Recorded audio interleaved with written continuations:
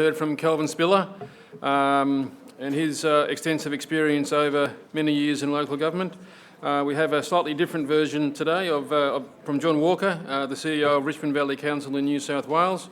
John's had an amazing background across a whole variety of public and private organisations, including the CEO of the Western Australian Football League and the West Coast Eagles Football Club, Liverpool City Council in New South Wales, Westpac, Chairman of Newsat, Managing Director of Thrifty Car Rental, Chairman of Centennial Parklands, and that's only about, say, a third of them. So we thought that because John has been the CEO of two councils and has a very, very extensive background in a variety of industries, it'd be very useful to hear his perspective on where local government sits and what it needs to do to have a sustainable future. So could you please welcome John Walker? Thanks, John, and thank you everybody for the opportunity of being here to speak. I did spend the first 10 years of my working life in local government in Victoria, so it's nice to be back, and it's a long time since I've been to an MAV function. But I've had a varied career, as John mentioned, and in relevance to local government, I have sat in the CEO chair in 3 states, which is less than my good mate Kelvin Spiller claims at 7, but then he's older than I am, and I can also claim bragging rights having been an elected councillor as well at Wallara Council in New South Wales. It's been a diverse and challenging private sector career that I've also enjoyed at both CEO and board level, and I can assure you that I have bruises galore. I have many failures that I can share with you and a few career highlights as well. I guess I have a mixed reputation for my past. I've never been a shrinking violet in the way I've attacked my jobs, and that probably comes about from my days as a Collingwood footballer, and every time I come to Melbourne I put my proud Collingwood badge on just to show where I stand. I've always believed that I was a change agent or an agent of change, and I guess my career choices reflect that. I don't think it's coincidence that people who enjoy that facet of life pick the jobs where you can use those skills. So today I would like to make just some broad comments on the challenges of change, and I think whether you're driving that change or you're part of someone else's journey, it becomes a very personal challenge. And I'm going to discuss today, in my whole speech, is to take a personal perspective rather than a theoretical or ideological one. And I'll end up with a range of key personal messages and insights about handling change from what is in effect a series of life case studies that I've experienced in the competitive world of both business and government.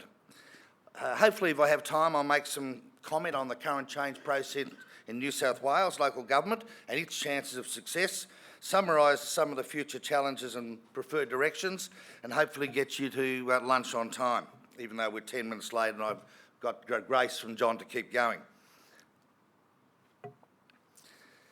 So since I first worked in local government at Nullawading and Box Hill here in Victoria, change has been on the agenda. So it's nothing new to all of us. And yet so often we see great reluctance in our sector to take local government to where it needs to go. We have outstanding examples of change programs in councils across the country, and yet we still have many places, many attitudes, behaviours that are from another time, or at best are moving forward too slowly. And in a broad sense, I'd characterise local government as being reasonably good at seeking and pursuing change at the operational level, but we have a very bad history, bad record of structural change within our industry. And we all know that there are broad structural issues that need addressing continuously. So for all of us, the question should not be about change itself, but how do so many of us individually and the sector as a whole let ourselves get into positions of needing to do massive change or leave ourselves vulnerable to the state intervention forcing change upon us. JFK once said, and I certainly subscribe to this, that change is the law of life, and those who look only to the past or the present are certain to miss the future. So what is the future and how do we shape it? Well, there is no doubt that the attitudes of our citizens are changing towards politics and to government and at all levels in this federation.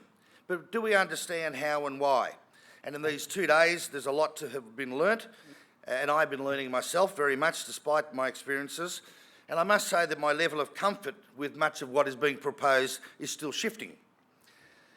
But I guess, are you prepared as individuals to take on the challenge of change, to be bold, to be courageous, to do it with conviction and belief, to step into a big unknown, or will you embark on safe change like so many, where the outcome is relatively predictable, the people around you stay comfortable, and you hold on to your job or your elected seat? I have usually followed the first option. There is no doubt our future will require innovation and new ideas, and there is no doubt we will need greater collaboration and regionalisation. There is no doubt as well that we will need new ways of engagement, new means of planning and delivering both capital works and services, and we are expected to do more with less. At this conference, you'll hear from many experts and gain many ideas. But in my view, the key element to delivering change successfully is people. It's you. And leadership is a critical element that takes precedence over process.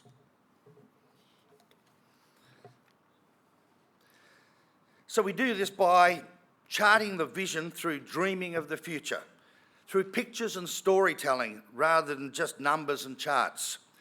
And I really believe that being able to visualise, to storytell where you're going in the change process is much more important than the presentations. I did read in today's newspaper somewhere or online that my PowerPoint presentation today is one of 30 million that will be delivered in the world today. Understanding the roadblocks, the potential derailers that you have personally and that the organisation may have, the opposition you will encounter, the potential apathy, and that's a thing that still sticks at me when I listen to much of what's being said today. Where I live today and the council I work with is in the midst of apathy with its population, and I really wonder how we actually move to some of these great models that we are seeing. And of course, costs. We do it by ensuring compatibility in our team, both elected and appointed, and capacity. And the question, are you all on board the same train? And I don't think I've ever worked in a local government authority where I can say we have always been all on the same train. There are too many competing demands. By building the conviction to finishing the task no matter how hard it gets and how personal the cost. By bringing our communities along with us. By maintaining our open-mindedness and flexibility along the journey. And realising there is not one right or wrong approach to the challenge. Just to make sure, though, that you are pursuing productive change, not destructive change. And I can assure you that I have done both, to my regret. Perhaps some of the insights I have gained and the lessons learned may start you thinking about how you can survive and drive the challenge of change. And in this section, I'll talk to you about the lessons after an overview and then some personal experiences that I might have had. And I need to start by saying I see myself as a pragmatic leader. I'm a leader who can change leadership styles to the situation. In some cases, may be described as a chameleon. But I trust my instincts and I drive myself off my value system as much as theory. I'm not big on models or over-planning, but I am big on vision. I believe you cannot predict the end result of a change program, although you must have an end-game vision, and mostly you cannot contain the thinking around you.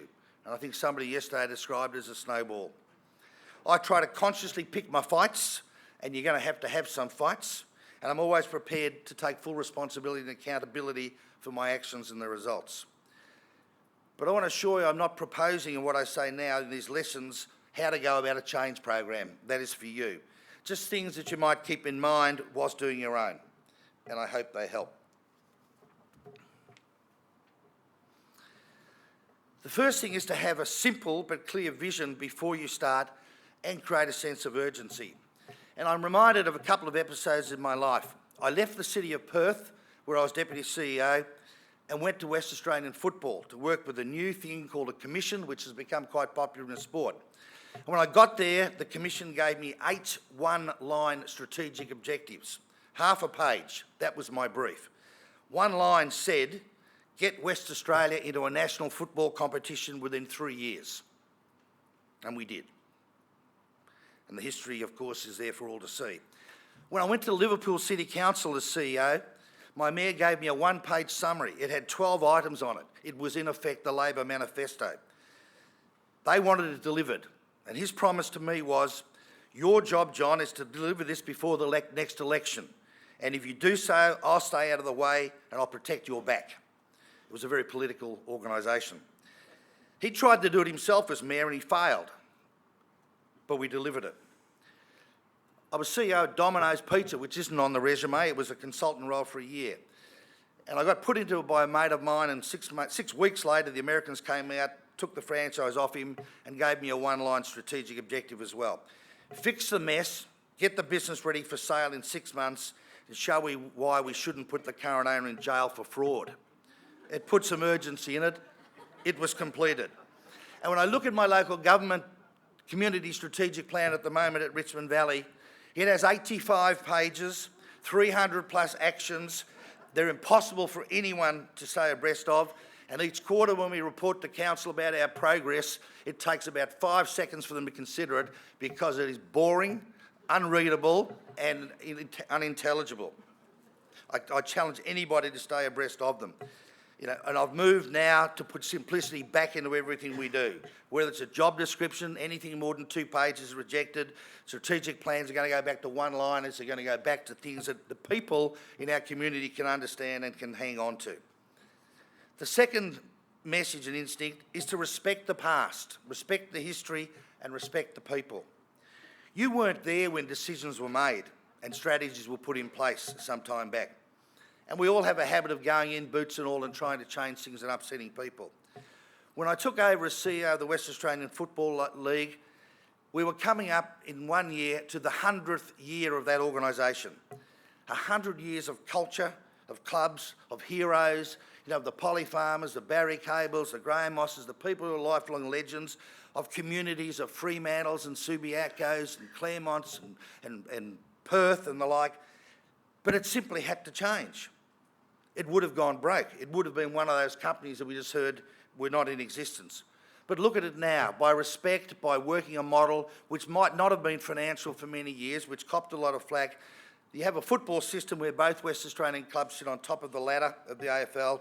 They're financially strong, they have huge support bases, and they have high participation of young people.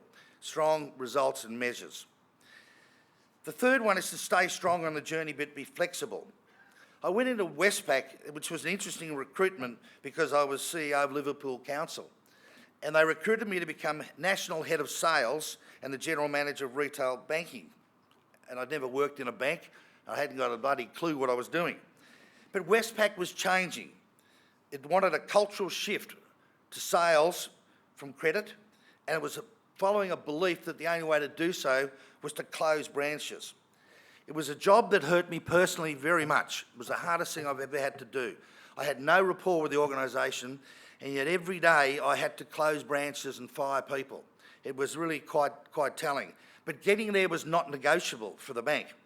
But as people were central to the outcome, flexibility in the how, the why, and then when was possible. But the thousands of people should lose their jobs was central to the execution of the chosen path. And personal strength was critical to stay on board. Understand your leadership role. Don't let others use you for their purposes. And this is a really interesting one, I think. I was recruited to Perth City Council from Victoria to implement significant organisational change. And it was good to see Rob Stewart here this morning, who's at Plantagenet now, who was an old colleague of mine at that time. But that change was in an organisation that wasn't prepared for it, and it wasn't even told that it was going to happen. My appointment was a parting gift of the previous CEO and the elected council who wanted change but hadn't bothered to inform the organisation. So I was left isolated amongst the management team, but embraced by the council.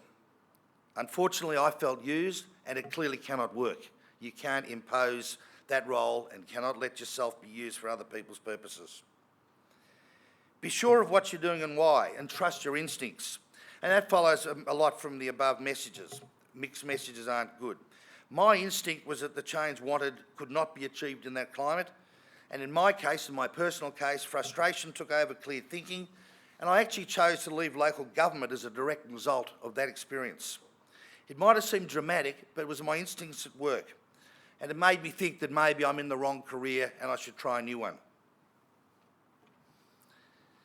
Item 6 is an interesting one for councils, and that is that I think you need to leave something for the next term. You don't have to do it all at once. I mentioned Liverpool City Council. It was in for a radical, trailblazing change. It was philosophically and ideologically driven by a strong mayor, whose personal ambitions were far bigger than those that he had for the organisation. It did teach me one thing though, and that was a lesson on how to count. I think I'm pretty good at numbers and math, but I learned a very good lesson about local government, and that was, we had 13 elected members, 12 councillors and 1 popularly elected mayor. 7 were Labor and 6 were non-Labor. 7 always beat 6. Of the 7, 4 were of the right wing and 3 were of the left wing. And 4 always beats 3, and caucus locked in the 7. Of the 4 in the right wing, 2 were career politicians and 2 were party hacks. So 2 people drove the agenda. That's how the whole organisation went, and the risk that was put there, and why we got ourselves into a position of not leaving any from the first term. And what was the result? Well, the change was radical. We embarked on the full purchaser-provider split as a model.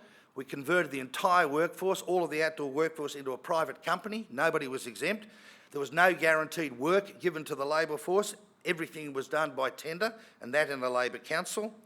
We were very strong on outcomes, very strong on customer service guarantees, like a guaranteed 24-hour pothole repair service, and money-back guarantees, like if the DAs weren't processed in the statutory time, you got your money back and all your fees, and that certainly puts pressure on process. It was a massive capital works program which brought forward many terms of work into the one era. Why? Because of the ambitions of the mayor. So financial stress was acute in the short term, but we believed it was fine in the medium term because there's rapid growth in that local government area. The problem is council elections are held every 4 years, and there was no room for the next 2 terms of council for them to do anything. That breeds resentment of the new council, who then question the capability of what we did and our sense as administrators. And of course, you can't control future thinking. It was a bad idea that was too rapid. Radical or trailblazing change can be fun, but dangerous. I did some of my best work ever at Liverpool, and I'm proud of what I did. However, the exposure, the limelight, the personalities, the politics, the future perceptions can damage your reputation through no fault of your own. And the underlying problem was I didn't expect my mayor, a man by the name of Mark Latham, to run for Prime Minister so early. He and Liverpool were easy targets in that election from the coalition. And I still remember to this day having appeared on the Today program on Sunday morning on Channel 9, where I think I was the only person to defend Mark, and probably still am about the only person to defend him, against a barrage of attacks from everybody, including his own party, when I got a phone call from the director of the party, a person by the name of Scott Morrison, who you probably know now, who said, "John, how do you think you went?" I thought it was pretty good. I thought it was very balanced. I portrayed the strategic direction of council against the current, and he said to me, "People in high places are not happy with you, John. Your career as a future Liberal politician is dead," which is pretty dramatic, but I took it. You'd say, therefore, the lesson is you need to be sure you're up for it. 20 years later, I still suffer from Liverpool's reputation and my role in it. So consideration of reputational risk, both for yourself and the organisation, is a significant lesson if you're embarking on change. Politics in local government is intrinsic in the process, in change management. You have to use it, but remember it can be good and bad. So don't pretend you're not political, and I don't just mean party political, because all successful change agents are. Just use it for the positive, not the negative, and keep out the egotistical reasons from your considerations. You know, at Westpac, politics was overt. Not party politics, but office politics. I met my KPIs, but I got marked down badly for not networking, not being seen at the functions, and not managing up. Now, of all those lessons, the managing up one is the one I took to heart, and I now have it as a mantra in my organisation where it is a critical element of what we do. At that place, I felt it was more important to be seen rather than doing, and it was, and I was wrong, and I was no longer there. Ex-CEOs make very bad councillors. Well, I told you I got elected for a term, but I thought it was pretty good. I had a good, successful business career at the time, And at Wallara, I got elected, and the worst thing that happened to me was some of my great supporters from my local government days immediately suggested I should be the mayor in year one.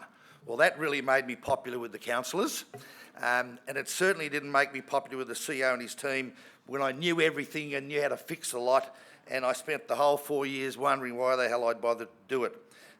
So a good call. Don't ever stand for council if you're a CEO, and councillors, don't come and try and run the business if you're a councillor. They're very different roles and responsibilities. Now, Kelvin yesterday addressed the issue of roles and responsibilities of mayor, councillors and CEOs well, and I won't go through it all again. But I've got to tell you, it is the most critical thing that we do in this business, and you have to make sure it works. It's an ongoing problem. The private sector gets it right more often than not, and local government gets it wrong more often than not.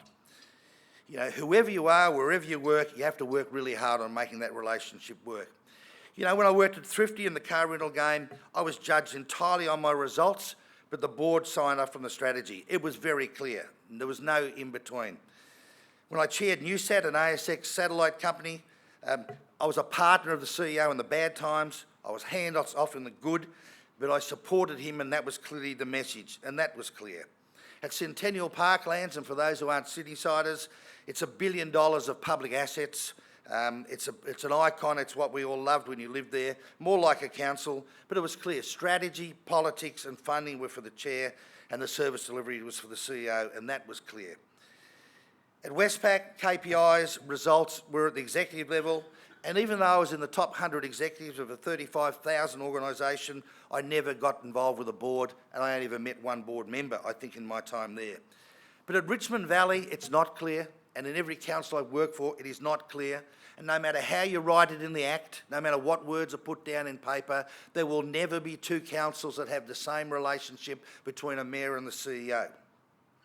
Therefore, personalities, priorities are really got to be nailed down, and follow Kelvin's advice from yesterday and you won't go far wrong.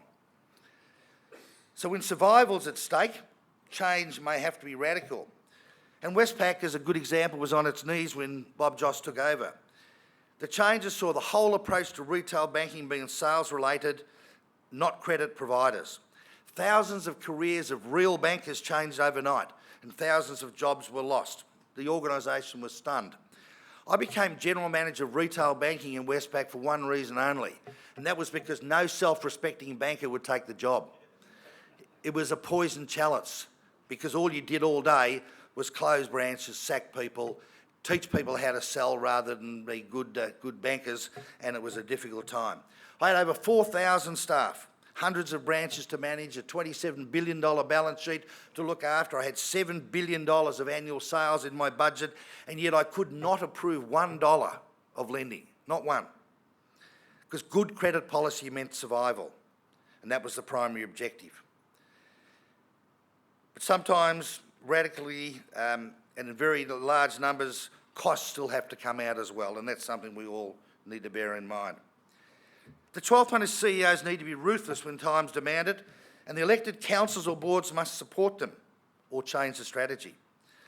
At Richmond Valley Council, we have a great story, and today is not the time, but in 3 years we've taken the organisation from having a rating of State Treasury of being weak with a negative outlook to a re-rating of moderate with neutral, and that took a lot of hard decisions, a lot of ruthless decisions, in a way that was probably not understood outside of our tent. And yet, for the first time, I felt that I had a board, in the name of a council, that treated me like I had been treated in the private sector. Clear strategy, unification amongst what their purpose was, sign off, 100% backing, and allowed me to go and do the work that was necessary, because they knew it was necessary, and they were strong, and they were right behind me, and I think that was terrific. But it can go astray. It can go astray, because ruthlessness in any environment will sometimes have a dark side. At Thrifty, I spent many years, 10 in total, but 8 years in a good place. I ran the business owned by Mitsubishi, and then we changed. They wanted to sell, and I had to find a new partner. I found a partner I thought was perfect, called the NRMA. They had a members-based organisation, and it wasn't bad. But the GFC hit, and that sent everything astray.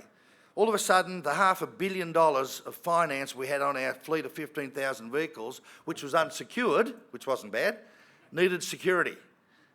And the NRMA's constitution did not allow them to secure unless they owned 100%, and I couldn't find $125 million for my bit of my 25% of shareholding. The end result, it changed, they secured it, they terminated the shareholder agreement, and I didn't make the $8 or $10 million I thought I was going to make. It was a costly exercise. It can go astray also in the West Coast Eagles, a great success story, and as I said before, a wonderful way through. But it was supposed to be a public company. We launched an IPO. We were going to launch a company involved generally in leisure, sport and entertainment. It failed. It changed the entire way the next 5 years unfolded. And at Budget and Domino's, where I also worked, as I mentioned, and Budget Rent-A-Car was part of my journey as a consultant, both went into administration and both ended up in liquidation. And despite good intentions, the lessons that you have to learn in that, in staying on, and luckily both administrators kept me on to do the hard yards, it went astray from my plans.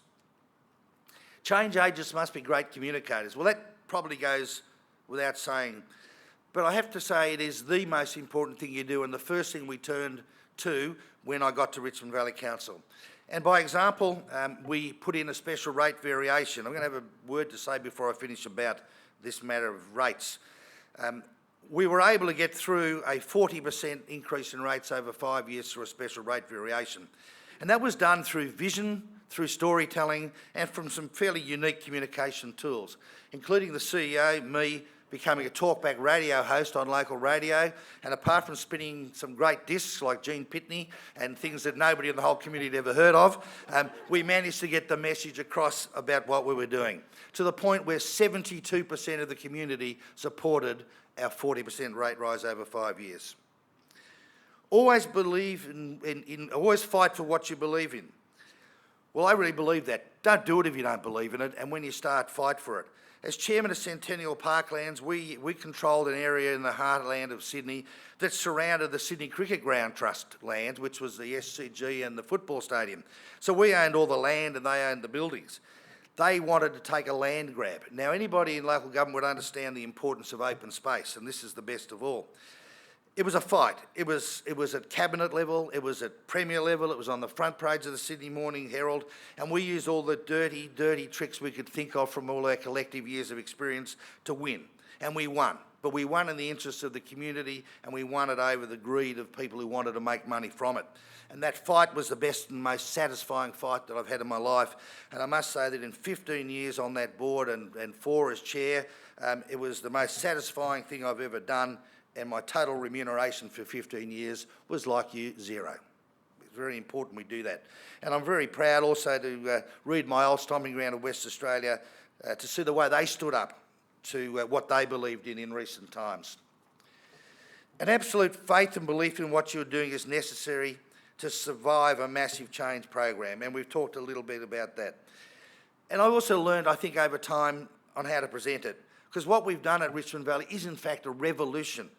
It's structural change, communication change, community change, financial, technological, innovatory, regulatory, through taking opportunities, a big kick on economic development, through culture and OD. But I describe it now as a rejuvenation program rather than a renovation, for a lot of the reasons that I've given you in these lessons of learning. Nearly at the end here, but ideological change on its own will fail. You have to be open-minded, you have to be flexible. I admit now, Liverpool, for example, went too far, too quickly, and lost people on the journey. And the dogma was often unexplainable to the ordinary person. We should always think bold and big, and remember that we live in a big, wide world, and a world where local government is just not that significant to people. We tend to think we're really important, but the world is a big place. Parochialism and local thinking has a place, but councils often think small as a result of it and act small. I've been lucky in my career to work globally in a number of the companies, working through China and Japan, Asia, Europe, the USA, and it helps with perspective. So you need as councillors to be sure you're regularly exposed to the bigger picture. And these 2 days I think have been great for that. And for those councillors, make sure your CEO is able to experience the world, because you can't bring good ideas and implement them without doing it. And I must say, I was very disappointed in my recent contract renegotiations that when the prospect of education and training came up for me, the council said, "Oh, we don't want to get into that, don't know what the people might think, we'd rather give you more money," which is obviously an ongoing cost rather than an investment in what should be there. And finally, of these insights, make sure you're held to account with your change program, because we are responsible for the public and their money, so performance management, monitoring, benchmarking are really important. We in New South Wales, or 79 of the 152 councils at least, came together with PricewaterhouseCoopers and the local government professionals, invested over $1 million in a benchmarking program that we are now seeing the benefits of, and it's really able to performance measure what we do. And in my own organisation, a performance and recognition management system is in place where we can actually get real performance, real private sector type performance into what we do. And I'm reminded very much of the first month or so I was there when I got a letter from the union who said, "Welcome back after 20 years of being out of local government, John. We still remember you from doing the first EBO in New South Wales and from some of the revolutions. But please be advised that performance is not included in the award, and if you want performance out of your staff, you're going to have to pay for it," which was an interesting take on it. So, let me just give you a couple of, if I could, messages about the change program in New South Wales under the guidance of Fit for the Future. Well, on the surface, compared with other states, it's been reasonably good. It's been consultative. But we still don't know the outcome, or I suspect the true agenda. Being a pragmatist, I see it as a chance for all of us to have a good hard look at ourselves, and that's really how I describe it. It's time you have a good hard look at what you're doing. And there were 55 recommendations in the final report of the independent panel, and most of them are being implemented. Good management would see that happen. Yet amalgamations dominate the public debate, and they dominate the debate about councils, and that I think is very disappointing. There are other issues which I think are as important. And there's a good example in a report I put to the council on many of the aspects of this, and just 3 of them refer to what's being called a joint organisation, which we're still not sure what it really means. We think it's sort of like something different from a regional organisation of councils, but it's a bit loose. And we have some strange beasts in New South Wales called county councils. And I put forward a range of recommendations to the council, which were quite revolutionary, but the last 3 were abolish each of the 3 county councils. Well, the council waved through all the recommendations except those last 3, because they were all county councillors, and we debated that, and they opposed my view on it. No wonder we can't move the debate on in some cases. But if we could really trust the state government and they could trust local government, we would get potentially good outcomes. But history says we don't trust each other, and there's good reason for that. In a financial sense in New South Wales, that government, or the succession of governments over many years, has caused most of our problems of sustainability and infrastructure backlog with the ridiculous policy of rate pegging over a sustained period, which destroys your opportunity to run your own race. And coupled with cost shifting, we are in a difficult place. And yet the state government continues to not accept their role in where we are today. Local government, and I'm sure it's the same in all states, just under different names, has full integrated planning and reporting with long-term financial planning, asset planning, strategic planning. We have extensive community engagement, democratic elections, and yet we can't be trusted with our community to execute an agreed strategic plan and to raise the revenues necessary to implement that according to the masters of our master-slave relationship to state government. And to make matters worse, in determining whether or not each council is fit for the future in New South Wales, they have appointed IPART, which is the Independent Pricing and Regulation Tribunal, as the expert panel on local government, and God knows what expertise they have. And to top up that expertise, they've hired a consultant from South Australia. And the determination they will make is simply whether we are fit for the future, yes or no. And the measure of that is something called scale and capacity. By the way, I think that's not a bad thing, but undefined 3 words. And if you can't show them you have scale and capacity, they'll then look at 7 ratios, most of which are affected because of the stupidity of the rate pegging process, and another one which we cannot understand, which is a measure of efficiency, which they say is spending less money each year per capita, when we look at their budget and see the dramatic rise in expenditure per person. And you wonder why, we don't make too much progress. And after you've said you're fit or not fit by this independent pricing and regulation tribunal, they don't determine your future. That goes back to government, and they have not told us what they will do. We still are unsure. Of 152 councils in New South Wales, around 50 or so are under 10,000 people. They can't maintain their assets, they don't achieve adequate own source revenue, and some or all could be merged. And metropolitan Sydney, with 42, probably needs less councils, and that's a battle that looks like happening. But reform could be achieved in an orderly way. But the state wants it all one way, and because we hate boundary changes, they're likely to have a battle galore. But significant change is necessary. It'd be nice if the New South Wales state government would also change the way they deal with us, and unless they do, I think it's a problem. So as I come towards the end, let me just look at some of the future challenges and preferred directions, because our ability to meet the challenge of change, I think, comes from 10 primary areas. Undoubtedly, financial sustainability is everything. If you're not financially sustainable, if you don't have the surpluses, you cannot deliver the services.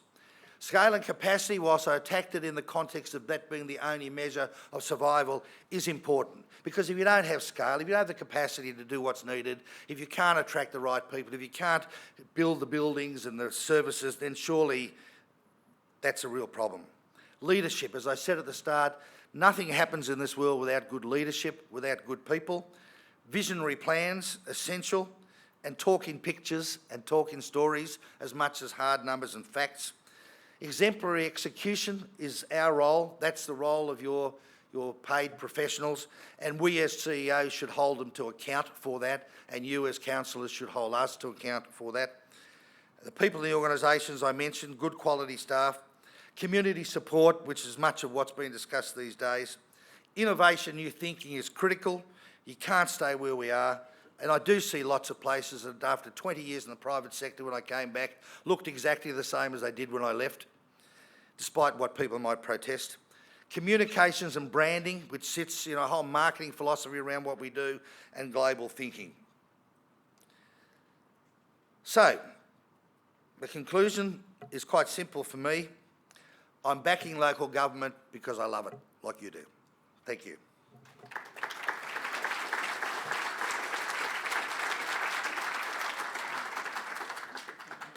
Got time for a couple of quick questions of John, if anyone is interested.